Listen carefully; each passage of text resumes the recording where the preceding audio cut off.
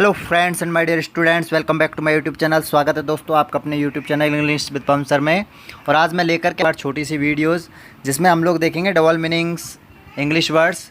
और इसमें सबसे पहले जैसे कि देखिए नहाना और नहलाना, बैठना और बिठाना इनकी स्पेलिंग्स, खेलना और खिलाना, उबलना उबालना, उड़ना और उड़ाना, इनमें क्या डिफरेंस है, किस तरीके से इनके लिए हम कौन सी मीनिंग्स स्पेलिंग का यूज़ करेंगे, ये सारी चीज़ें छोटी छोटी बातें हम लोग सीखेंगे।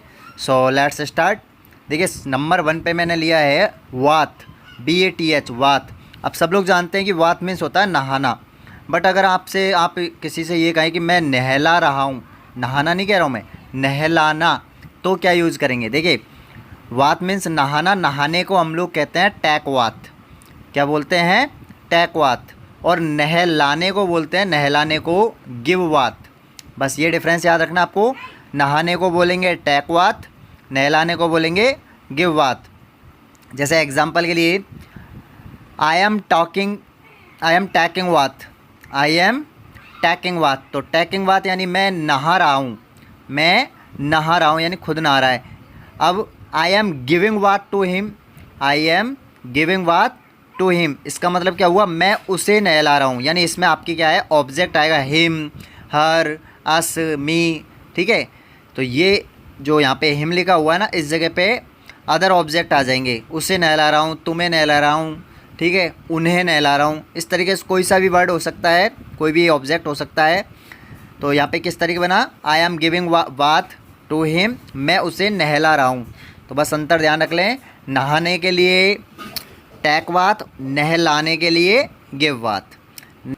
सिट के लिए देखिए, सिट यानी होता है बैठना, आप लोग सब जानते हो सिट मीन्स होता है बैठना। लेकिन अगर आपको बोलना पड़े बिठाना, तो बिठाने के लिए क्या यूज़ करोगे, बिठाने के लिए आपको फिर यूज़ करना पड़ेगा sit plus object, sit plus object. जैसे देखिए मैं यहाँ बैठूँगा, तो इसके लिए आप सिंपल बना लोगे I will sit air, I will sit air.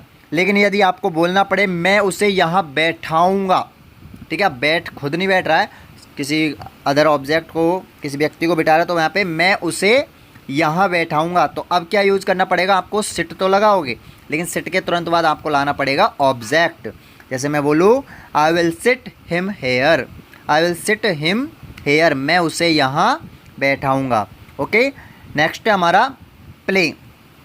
Play means सब जानते हैं खेलना होता है, तो प्ले मीन्स खेलना। लेकिन खिलाने को क्या कहेंगे, खिलाना जान रहे हैं, यहाँ पे खिलाना मतलब गेम खेलने की बात हो रही है, ठीक है। खिलाना खाना खिलाने, भोजन खिलाने के लिए बात नहीं कर रहा हूँ मैं। खेलना यानी खुद खेल रहा है और किसी अदर ऑब्जेक्ट को, किसी व्यक्ति को खिला रहा है, तो उसके लिए हम लोग लेट प्ले यूज़ करेंगे। क्या यूज़ करेंगे, लेट प्ले यूज़ करेंगे।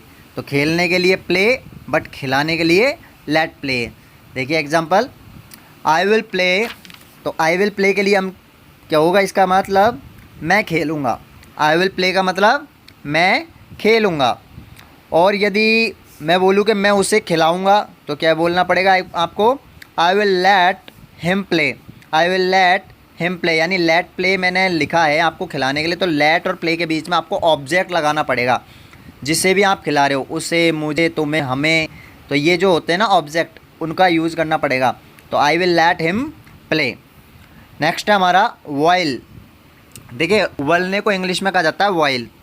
तो वॉइल मीन्स आप लोग जानते हो उबलना होता है, लेकिन उबालने के लिए क्या यूज़ करेंगे फिर। उबलने के लिए तो बॉयल होता है, लेकिन उबालने के लिए क्या यूज़ करेंगे। देखिए इसका सीधा सा फॉर्मूला मैं आपको बता देता हूँ। उबलने के लिए आपको क्या है, वॉइल से आगे नॉन लिविंग जो ऑब्जेक्ट होगा हमारा, उसको लिखना पड़ेगा। नॉन लिविंग नाउन से है, यानी निर्जीव वस्तु, ठीक है, उसको आपको वॉइल से पहले लिखना पड़ेगा, तब तो उसका अर्थ निकलेगा उबलना।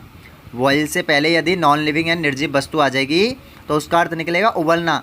लेकिन यदि वॉइल के बाद में कोई नॉन लिविंग वस्तु आए, वॉइल के बाद में कोई नॉन लिविंग वस्तु आए, निर्जीव वस्तु आए, तो आपको फिर वहाँ पे अर्थ निकलेगा उबालना। एग्जाम्पल से देखिए, जैसे मैं बोलूँ मैं दूध उबाल रहा हूँ, मैं दूध उबाल रहा हूँ। अब ध्यान दें, उबालने की बात कर रहा हूँ, उबालना। तो मेरे को बोलना पड़ेगा I am boiling the milk, I am boiling the milk. अब यहाँ पे देखिए बॉइलिंग के बाद में आपके नॉन लिविंग जो ऑब्जेक्ट है, नाउन है, ये आया है। बॉइलिंग के बाद में आया तो यहाँ पे अर्थ देखिए मैं क्या बोल रहा हूँ, मैं दूध उबाल रहा हूँ। तो उबलना नहीं बोल रहा हूँ, उबालना बोल रहा हूँ। क्यों बोल रहा हूँ? क्योंकि बॉयल की जो मीनिंग है हमारी वर्ब है, उसके बाद में आपके नॉन लिविंग ऑब्जेक्ट या नाउंस आ गया, यानी मिल्क आ गया, बाद में आया है। अब देखिए मैं बोलूँ दूध उबल रहा है तो मेरे को बोलना पड़ेगा द मिल्क इज़ बॉइलिंग। तो अब ये मिल्क किधर आ गया? बॉइलिंग से जस्ट पहले आया, यानी बॉइलिंग से आगे आ गया है। तो जब बॉयल की इस वर्ब से पहले नॉन लिविंग यानी निर्जीव वस्तु आएगी तो आपको क्या करना पड़ेगा? वहाँ पे अर्थ लगाना पड़ेगा उबलना। और अगर बॉइलिंग के बाद में नॉन लिविंग वस्तु आएगी यानी निर्जीव वस्तु आएगी तो वहाँ पे अर्थ निकलेगा उबालना। ओके फ्रेंड्स, आई होप कि आपको आ गया होगा समझ में। नेक्स्ट है हमारा फ्लाई। अब फ्लाई के लिए देखिए, फ्लाई के दो अर्थ होते हैं, आपको पता है। एक फर्स्ट वाला अर्थ सब लोग जानते हैं, उड़ना। फ्लाई यानी क्या होता है? उड़ना। लेकिन यदि इसका हम लोग इस तरीके से यूज करें उड़ाना, तो हम लोग को कौन से वर्ड का यूज करना पड़ेगा? देखिए उड़ने के लिए यदि आप लोगों के फ्लाई के बाद में कोई प्रिपोजिशन दे रखा हो, क्या दे रखा हो? कोई प्रिपोजिशन दे रखा हो, तब तो अर्थ लगाना है आपको उड़ना। और यदि फ्लाई के बाद में कोई नाउन दे रखी हो, क्या दे रखी हो? कोई नाउन, तो अर्थ लगाना पड़ेगा उड़ाना। याद रख लें, फ्लाई के बाद यदि कोई प्रिपोजिशन है तो आपका अर्थ लगेगा उड़ना, और फ्लाई के बाद यदि कोई नाउन है तो अर्थ लगेगा उड़ाना। एग्जाम्पल देखिए, एग्जाम्पल इसका, मैं एक पतंग उड़ा रहा हूँ। ध्यान दें, मैं एक पतंग उड़ा रहा हूँ। अब देखिए यहाँ पे उड़ाने के लिए बात चल रही है, तो उड़ाने के लिए मैंने आपको बताया फ्लाई के बाद में कोई ना कोई नाउन होनी चाहिए। तो मैंने बोला I am flying A kite, I am flying A kite. अब फ्लाई के बाद में देखिए यहाँ पे कोई नाउन आ गई। नाउन क्या है यहाँ पे? एक काइट। ठीक है, तो यहाँ पे अर्थ लगेगा हमारा उड़ाना। अब देखिए I am flying over the house, I am flying over the house यानी मैं घर के ऊपर उड़ रहा हूँ, मैं घर के ऊपर उड़ रहा हूँ। उड़ाने की बात नहीं चल रही, उड़ रहा हूँ। तो उड़ने की मीनिंग, उड़ने के सेंस में हमारे पास में फ्लाई के बाद में कोई ना कोई प्रिपोजिशन होना चाहिए। और यहाँ पे प्रिपोजिशन क्या दिया है? ओवर। फ्लाई के बाद में क्या आया है? Preposition over. तो यहाँ पे आपको याद रखना पड़ेगा कि फ्लाई के बाद यदि कोई प्रिपोजिशन है तो अर्थ लगेगा उड़ना, और यदि फ्लाई के बाद कोई नाउन दे रखी है तो अर्थ लगेगा उड़ाना। Okay friends, dear students, I hope कि आपको आज की ये छोटी सी वीडियो पसंद आई होगी। अगर आज की वीडियो पसंद आई हो तो इसे लाइक शेयर जरूर करें, चैनल को सब्सक्राइब करें, तो साथ में बेल आइकन के बटन को दबा दें, जिससे मेरी आने वाली वीडियो की नोटिफिकेशन आपको टाइम पर मिलती रहे। तब तक के लिए गुड बाय, थैंक यू।